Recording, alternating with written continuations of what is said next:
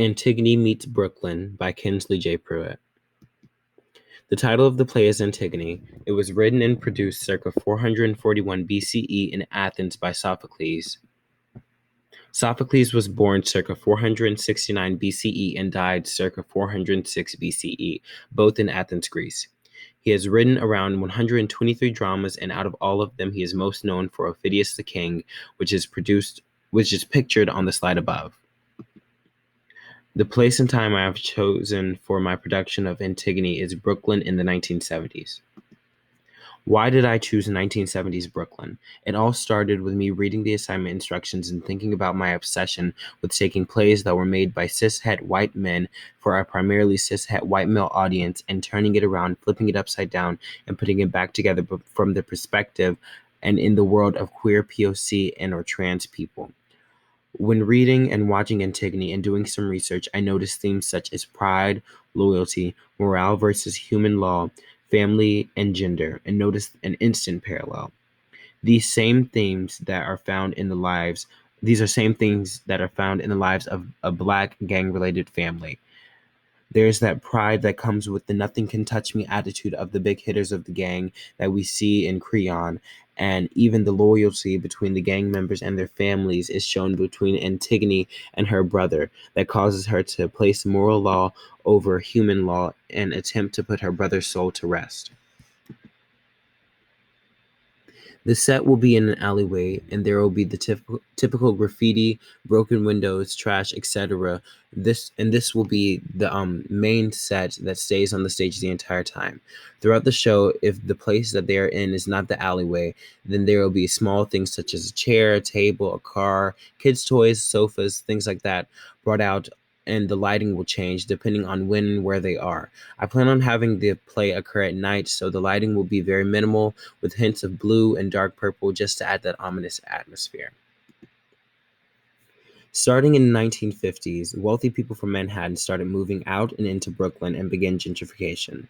This meant that the wealthy people started moving in and changing the character of the area by bringing in different jobs, rebuilding buildings, and improving housing, which usually meant kicking out the inhabitants along the way. This caused the people who were there already who couldn't afford the lifestyle that was forced upon the city to be forced into low-income areas or onto the streets.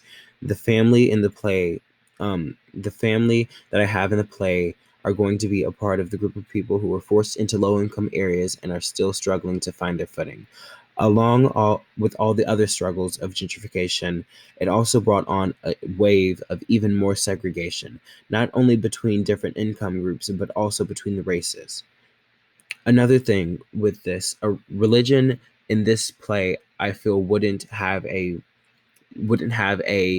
huge hand because the main religion of the time in this area was Catholicism, and I don't believe that the people in this play would have that as their faith, and two, even if they did, I don't think it would be strong enough to make a difference in this production.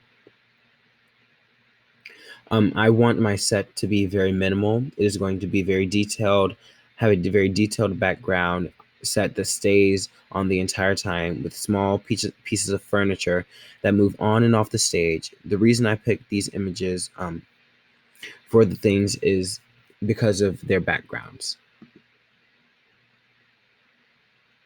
Things such as posters and flyers and how they're placed on the wall, such as the graffiti, the signs that we see in these pictures. These are the reasons that I picked these pictures for my image research. And along with these vehicles and the furniture that's on the street, things like that, just to enhance and that my alleyway will look very realistic and have that homey feel, you know.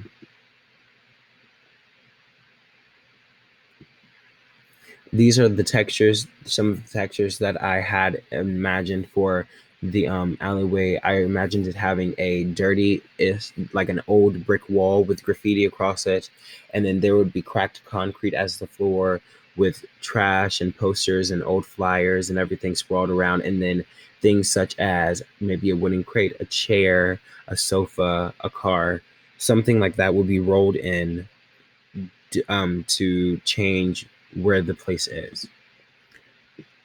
Thank you, and I hope you enjoyed my Antigone Meets Brooklyn presentation.